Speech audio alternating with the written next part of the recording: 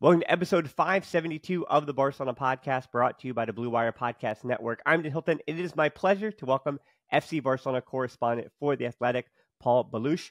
Thanks for taking the time to join the show, Paul. It's a pleasure for me as well. Happy to be here. Well, it is a great time to have you on in particular, with the international break having just ended, because this is what many Kool-Aids would call, I'd say, the silly time, when different stories pop up with varying degrees of believability, and it's hard to know what's true and what's not. So perfectly timed as well. You just wrote a piece the other day for The Athletic on the Barca Entorno that did make me ask the question, which I've been asking for a few weeks. I've done 2 shows already on this, but after the 10-game unbeaten streak coming into Las Palmas, would Xavi stay is, I think, the question that's continuing to be asked. But more importantly, I'm going to say, in reference to the Entorno, do you think that the Entorno, which obviously is just everything that involves the pressure of FC Barcelona, that is the board, that is the agents, that is the Catalan media, that is high-ranking fans that we'll get into and things like that, but do you think the Entorno makes his decision final, that he is really, final, I'm not staying because of the pressure, or do you think there is a outcome of results that the club could have where he does return?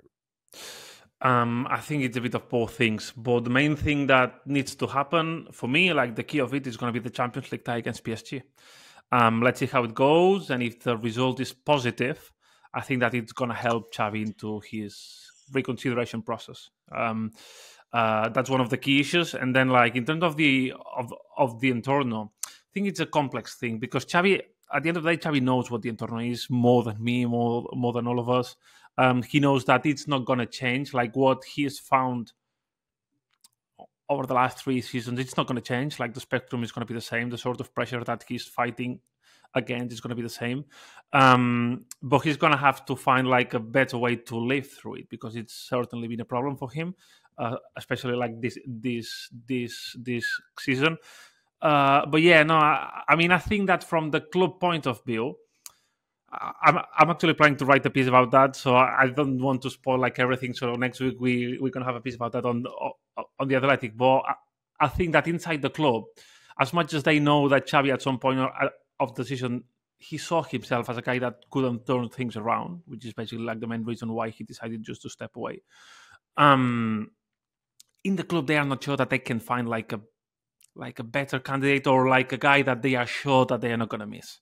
Because they like some names every here and there, but they are not like 100% sure that if they invest in a person, it's going to be that guy. And the club is now in a position that they cannot afford to miss out. They cannot afford to like miss a shot. The next investment or the next gamble or the next person that they trust in, it has to be the one because just the club cannot do turns of like direction just like that. And Xavi offers like an option that, at the end of the day, you know what Xavi is. You can like him more or less, but he's a guy of the club. He knows the basics of the club. You might argue, I don't know, you might have an opinion, but some fans might argue that tactically he could do better, or that, I don't know, in the press room he could do better, or in terms of like luring players in, he could do better. I don't know which opinion do you have. But in terms of like what he's done and what he can add, he's a man of the club and he's like a safe option. And before making a gamble that you don't know the outcome, I think that the mindset inside the boardroom is like, maybe it's not that bad if Xavi stays. People who listen to my show know that I've been pretty steadfast that I think Xavi's homework and preparation is as good as it gets. I think he's prepared, and his 11s and his tactics against each individual opponent is really superb. And the only failings I think he's had on the field as a manager would just be the game management sometimes. I think that you do see his inexperience, I guess to say, and we'll say his newness to coaching at a top level sometimes with game management. But I've defended Xavi so many times, and I completely understand you too. Every time I bring somebody on who's in the know and we go through the list of the candidates for manager that we've heard over and over again, you're right. I mean, they're going to be likely all more expensive than Xavi, and the club in this situation there, we're going to get into the finances later, don't worry, but if you're in, that's what it is. So it seems to me that Xavi is more attuned to the criticism because he really does love the club, in a way that maybe the next guy who speaks, we'll say German, may not. And then B, social media makes everything 10 times worse. I think we're almost comparing this to a guy like Guardiola, or even going all the way back to Carlos Reixach's time in charge. Like guys who are part of the club and know the club and have been around the Entorno for so long. I think social media in this day and age just almost extrapolates all that. And then C, this is his job, and he does feel an outsized amount of pressure to succeed at Barcelona. But to your point, the interview that Laporta just gave to Mundo Deportivo last week seems to have really kept the door open for Xavi in a way that was definitely not the case before this 10-game unbeaten streak. No. I mean, I think that even like when Xavi was on the ropes and when we didn't know like if he was going to stay beyond next season, like, and I'm talking about December and stuff like that, when the team wasn't doing that well, like Joan Laporta was one of the persons in that board that he really wanted Xavi to stay and that he really wanted to stick with Xavi. There were people in there that were like having like major doubts on Xavi, but Laporta was not one of them. In part, I would say that the finances play a big part on this, because like firing Xavi and hiring like a new coaching staff, you won't have like the full amount of money that you could spend, that you would like to spend on a new manager. La Liga will not allow you to spend it like on a new coaching staff, stuff like that. So it was like a struggle as well, and it was a hurdle for the club. But in terms of like Joan Laporta, I think that the fact of like Xavi being a legend, and possibly like the way that it ended with Lionel Messi and with Ronald Koeman, that were club legends, and they didn't leave the club like in a good note, as we all know.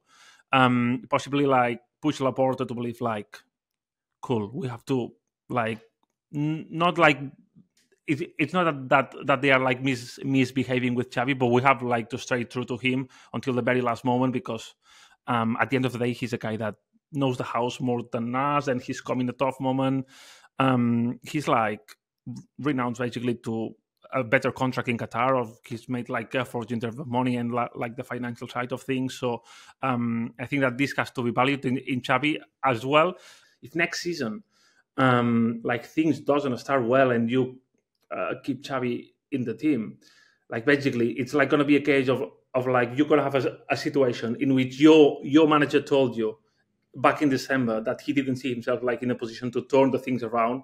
You knew that since December, and you didn't make any changes, basically. And you decided just to stick with it and just to pray for a sort of change, that it didn't arrive. And yeah, basically that's like my biggest fear, that the pressure from the Entorno, when if things go south with like Xavi staying, it's going to be bad. And I think that the board or Xavi, it's going to be difficult for them like to respond. They are going to have like, they're not going to have like a shield anymore. Like in terms of like, that's like the same situation that we were like 6 months ago, and we did nothing to change that.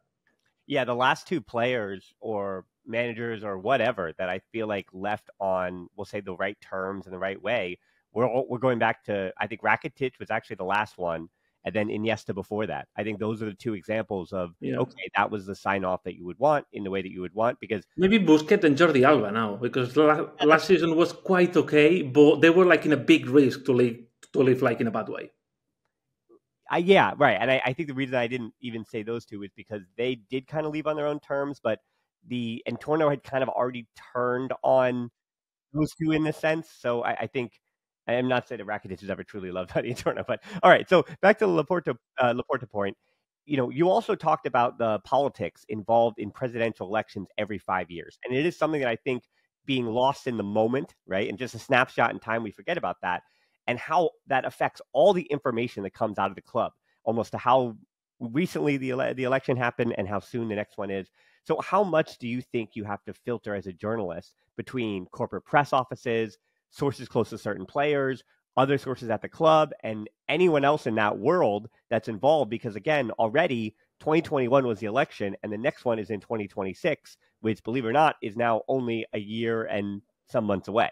Yeah. No, I mean, I think that you cannot compare this club to any other club in the world. I've been in Manchester for 7 years, and I've covered City. I've covered Man United as well, but there's just nothing like FC Barcelona. Just like to do this piece that you mentioned on The Athletic about the Entorno, I spoke to people that were close to Pep Guardiola's backroom staff here in Barcelona, and they were telling me this, like everything that is written, you can sort of like sense from which side it comes, because you already know that this journalist is close to this side of the club, this other journalist is close to the other side, because like it starts from the very beginning. Like when the presidential like elections start, there's like media or like groups of communications that tends to like favor some sort of candidate because they believe that he might be the right option, or just whatever reasons, I don't really know. So that starts from here, and then like whatever president wins, there's already like a fracture in there, not just a fracture, but the different sides in a war, if you want to call it that way. I mean, it's not like any sort of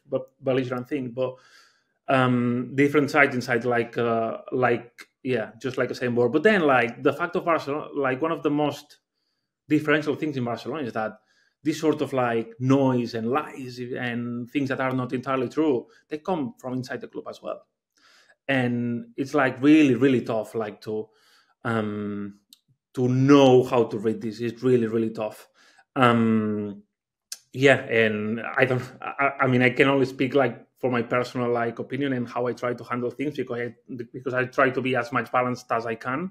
But yeah, it's like one of the hardest thing in this profession, like in covering Barcelona, because like I think that you can control and you can know where everything is coming from, but the most difficult thing is to know if it's true or not, and it's something that you have to battle with.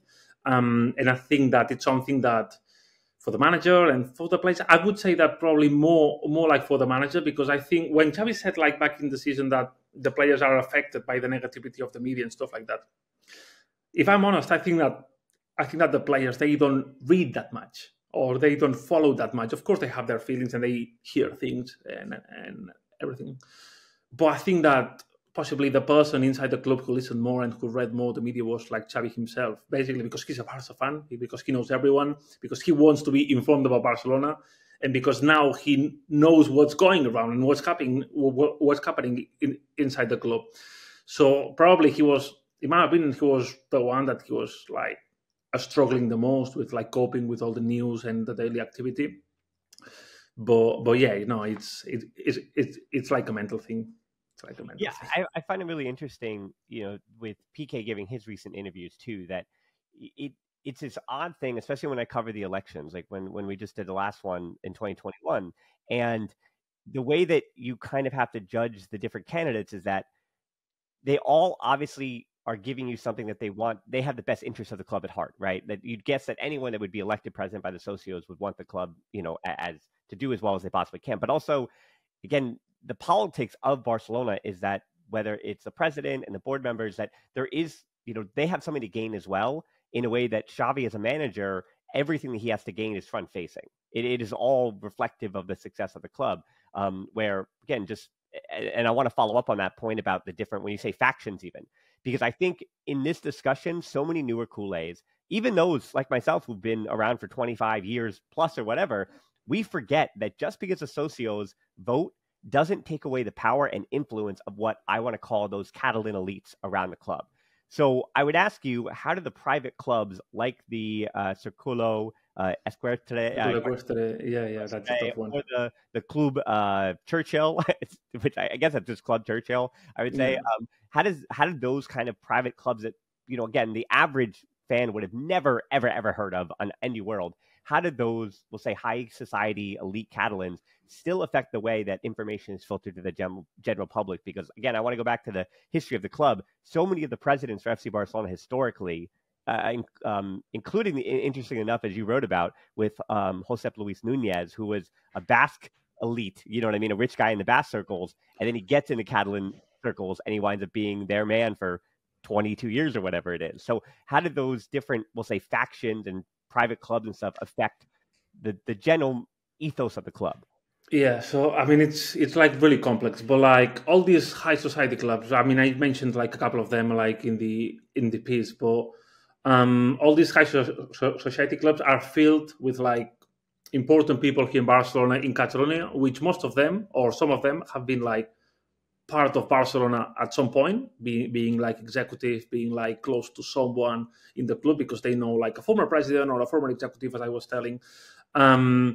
And yeah, they are basically part of this close circle. And if they haven't worked at the club or they are not working at the club, they know something who works for the club. So like the flow of information in there is massive. And it's like these sort of clubs where you discuss things as like business, finances, stuff like that.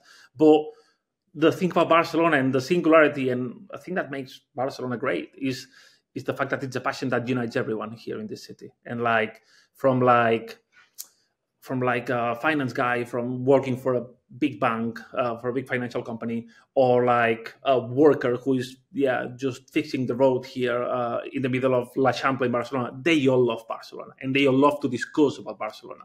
And there's like a democratic power in terms of like discussing and making theories around Barcelona. And if you add to that mix the fact that you have in that same meeting people with information, because they have friends in the club, because they have worked in the club in the past, because they know football agents, because they have business in common, I don't know, call it whatever you like. But that creates a mix that fuels all this thing about the entorno, the noise, the flow of information. When one information goes to one mouth, to another mouth, and then to another mouth, it might change, and it might arrive to eventually like to a journalist having gone through like 6 people, and like the final version is a bit different along the way. So this is like the sort of like environment that you can find in these high society clubs, and how like they are so important, not just in the city, but in the base of the football club. Because at the end of the day, and let's not forget something, like for the last election, I think that 87,000 socios were allowed to vote. But at the end of the day, just half of them voted, because until the last elections, you had to be in Barcelona to actually vote for a president. And it was like a bit of an old-fashioned system, but you had to be there. And there's like this general saying here in Barcelona that if you get like, I think it's over 23 votes, you basically are the president of Barcelona. So basically, you only need to move 23,000 votes just to become president of Barcelona. That's not a lot of people for the magnitude of the club that this is. And that's why like the game of like the politics game in here, like with people who actually vote for the president, who every 5 years go to the Camp Nou and just choose whoever they want to become the president. That's why it becomes like so important and so fundamental. Well, I mean, running through the presidents from the 20th century here, you talk about the high side, and I use Piqué as an example again, because I think we still see him as former player Piqué, but he was raised and born into a wealthy Catalan family, and when he speaks, he's speaking not as former player Piqué, but as a member of high society and Catalan culture, which is why people say, oh, there's these rows or issues between him. And then looking back at some of the presidents in the 20th century, Agustín Montal y Costa, who was president in the 70s there, that whole stretch, he came from the cotton textile industry. Hendrik Laudrup, who was known for the Mesqueun Club, that mythos in the, the 50s or the late 50s and 60s. He was in the cotton yarn industry. And Francesc Miró Sans, who was president in the 50s, he was from the textile industry. And Josep Sunyol was a lawyer and politician. And it just goes on and on and on. Of course, Laporta, a lawyer himself, comes from that world. And it is something that is both charming and yet frustrating, because now that Barcelona is a global team, or a global entity or global brand, unlike, no disrespect to the EPL clubs, a bunch of which are owned by American ownership now, or by wherever it is, for Newcastle or the like, it's still a Catalan club at its core. And I think it's very difficult for the club, and you can feel that tightrope every day, where it's trying to figure out, okay, are we truly keeping our Catalan roots, for better or worse? Again, when you're talking about just placating members of high society, that never works out for everybody if you're just placating the decisions of the elites. But in the same regard, then saying, well, we have a global brand and all these things. So I actually, to that point, I want to shift gears ever so slightly in a story that kind of went under the radar 2 weeks ago. Eduard Romeu, the financial VP of Barcelona, resigned. And it wasn't necessarily planned. Like, it seems like many of these executives leaving has been the case, including Jordi Cruyff even when he left. And Alemany was, not to say a surprise, but it didn't seem like it was a perfect, this is when I want to go, I'm going. So what does that latest boardroom exit mean for the club in the short term? Well, I mean, it's like just the latest of one of the main phases of Laporta's new wave of executive living. There's like two sides of this story. Both are true and both happened. One is that Eduard Romeu, when he joined Barcelona, he was working for a company called Audax. At the end of last year, he stopped working for Audax. They basically decided with his former boss, with Jose Elias. That was a guy that put money. I don't know if you remember that he put money on the bank guarantee that Joan Laporta needed to become a president. So basically, they parted ways with Jose Elias, and Eduard Romeu left Audax. So he had to look for another job because he didn't get a salary as a Barcelona executive. Like Barcelona executive, they don't have wages. Basically, they don't earn money by working for the club. They just do it because they want to. And Eduard Romeu had been looking for other jobs, and finally he decided to start his own business, like an external consultancy in terms of like finances for like private companies. And when he went to a bank to look for new funds just to start his new company, basically the bank told him that he couldn't get the money from them because he was part of the bank guarantee inside of FC Barcelona. So basically, he needed to be out of Barcelona for the bank just to trust him and give him the money. That's like one of the reasons, because he needed like this job just to have a daily life.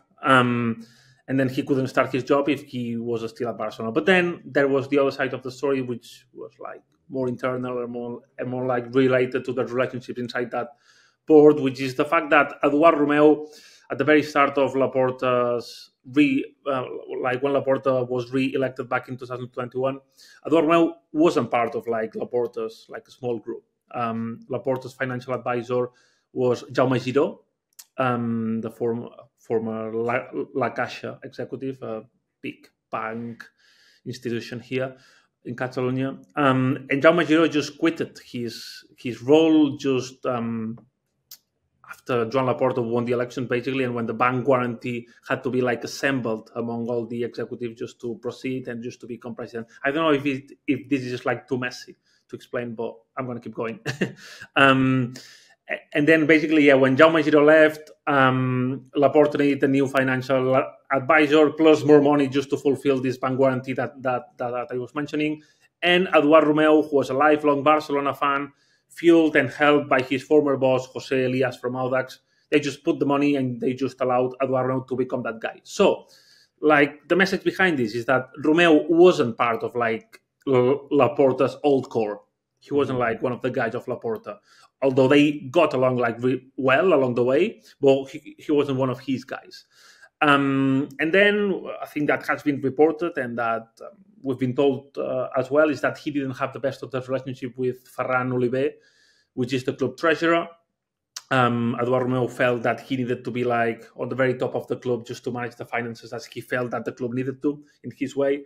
And basically Joan Laporta didn't feel that Ferran Oliver was a guy that could be expendable in that regard. Ferran Oliver is a lifelong friend and a close worker of Laporta since 2003 when he was already at the club years ago. And yeah, basically Eduard Romeu found this incompatibility in the terms of like doing the work in the way that he wanted to, and at the same time didn't having like the possibilities to have his own job outside the club, and all this was put together for him to eventually like say that he was leaving. But at the end of the day, it's not a great look. It's not a great look because I'm sure that Eduard Romeu would have liked to end the season at least, and just to finish like the budget that he started, just to arrive at the end and bring it to the club like in the best possible way.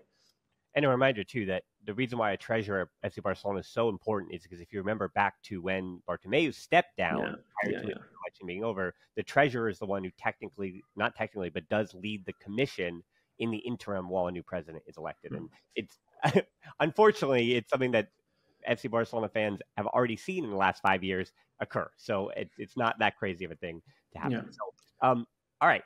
The rest of these questions here today, hopefully, are a little bit easier than the ones I've already been asking. Yeah, no. I know you can't do the same kind of speculation that I can, of course. Like, I'm in content creation, you're in journalism. Those are different things to a point. But I do try to only entertain real rumors here about, especially transfer stuff. I try to be realistic. So, which is why I haven't really talked a lick, or I don't pick up the stuff during the international break about Erling Haaland or any of that from last week. And even in 2 years or whatever, and even a Martin Zubimendi seems like a dream of a number with what we're talking about, as somebody I speak about as an unlikely scenario or dream signing. But leading into the summer in a few months, what needs to happen on the income front for the club to be able to reasonably handle FFP and, more importantly, get those contract extensions done and registered, and then potentially add another player or two to the wage bill in the case that one or two players are heading out of the club and potentially getting back to 1-1?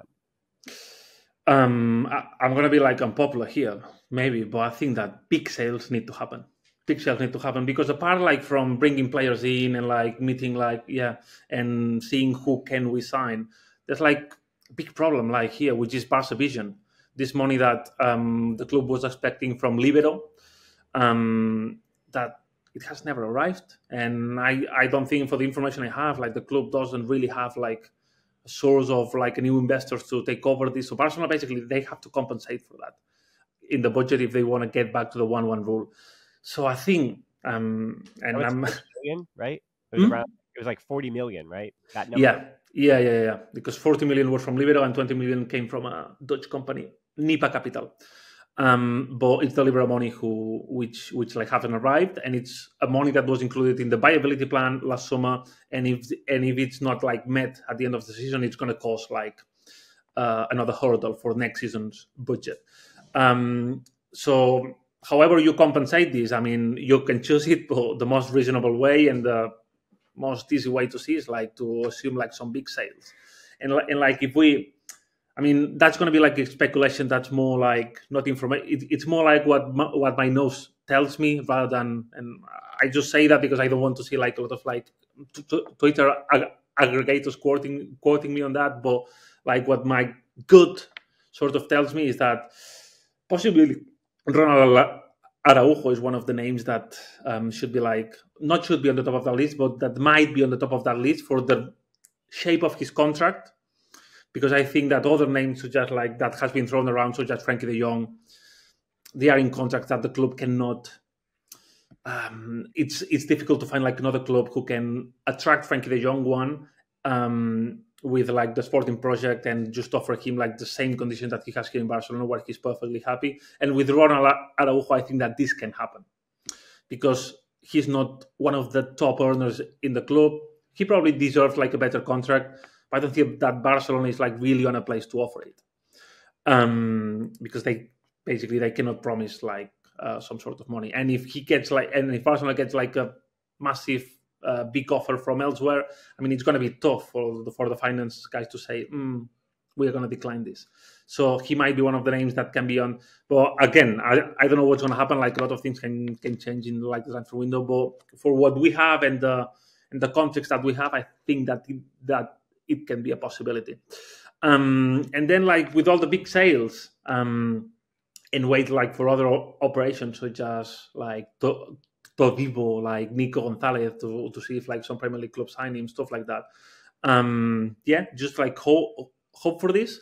And I think that Barcelona, if they can do a signing, they should be happy. Like the priority, of course, is the defensive midfield. And then the second priority for Deco, as far as I know, is a left winger, because he feels that there's no like an exact profile in that wing that can provide like what they want inside the team. But yeah, I think that it's difficult now, and I think that they don't even know like in the club what they are going to be able to do because they depend in like a lot of circumstances, like as big sales, as what they do in the Champions League, if they progress or not, because the financial impact that this is going to have is going to be big.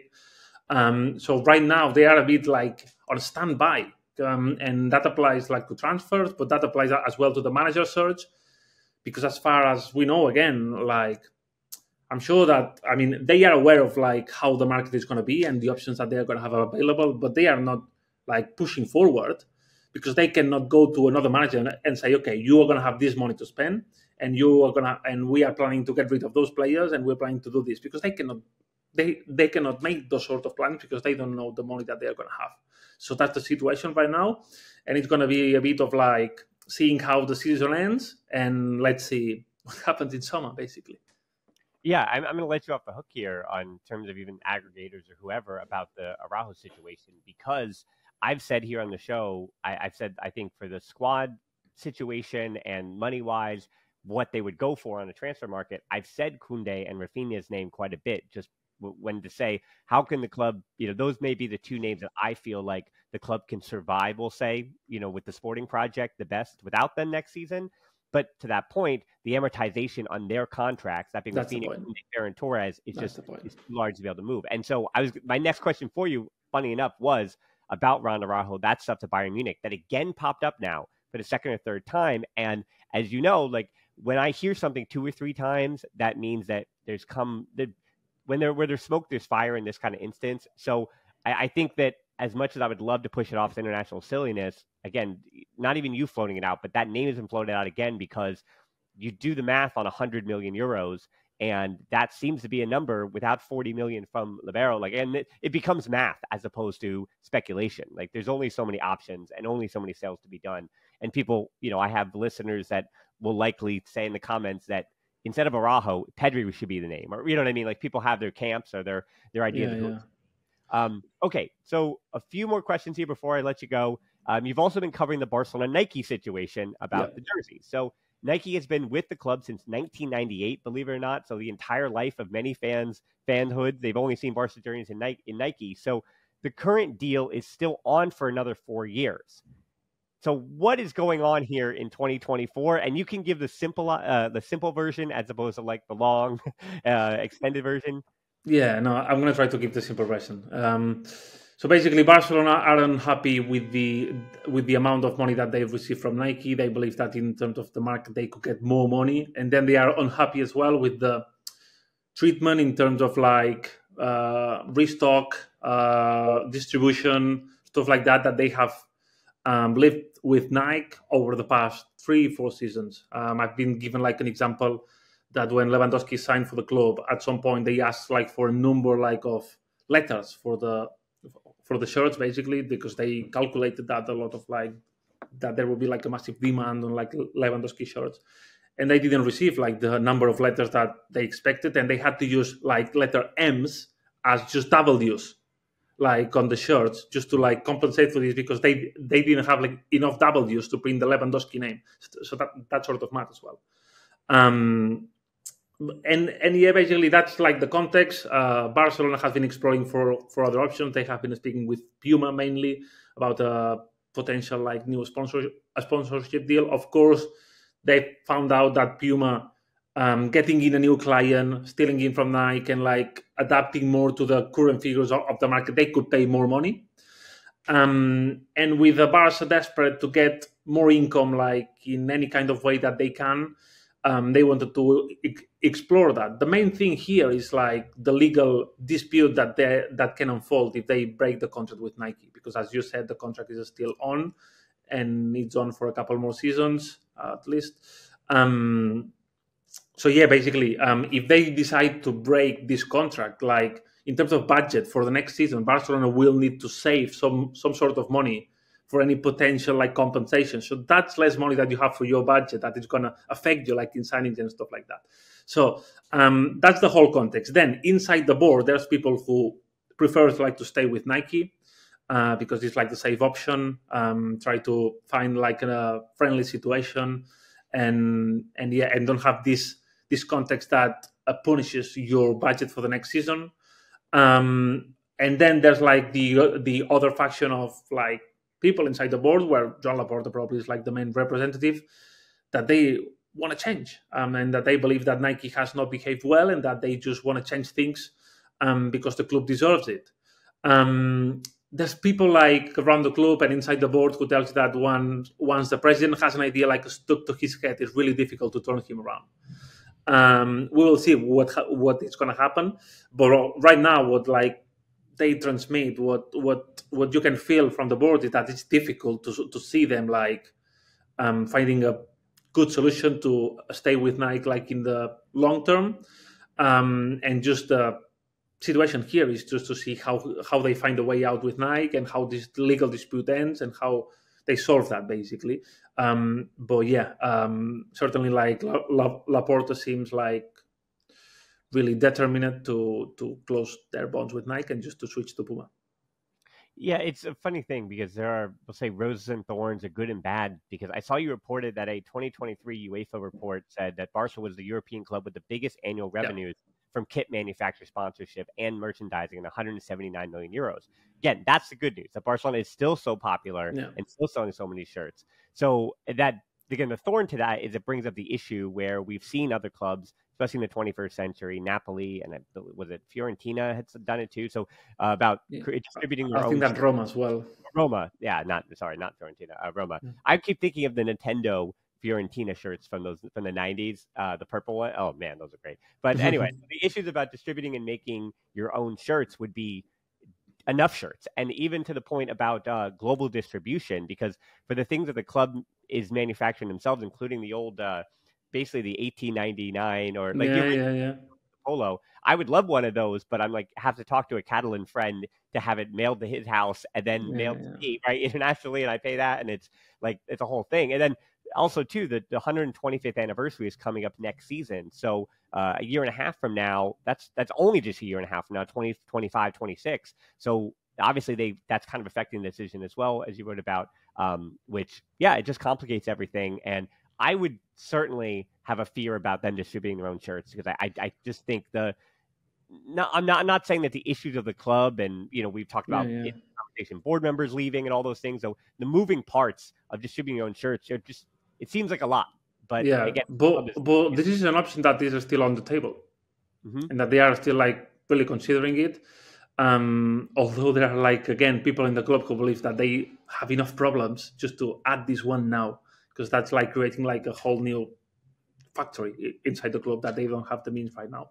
But this is an option. This is an option, and they really consider to create the shirts. And I would be surprised, if I'm honest, if they don't have the designs already, just the club, not Nike. But if they wanna produce it by themselves, they already need to have the designs done. Maybe just to start some sort of fabrication, because if not, they are not going to make it on time. Yeah, right. Timelines. You have to start these things a year and a half out. I mean, that's how long. So, okay, last two things real quick here on the field stuff. So we always say protect the youngsters, and I've talked quite a bit on this podcast. My wish for Lamine Yamal was 2,000 minutes or less. That's what I said. I mean, I just wanted him to be in the first team this year at all, make some appearances.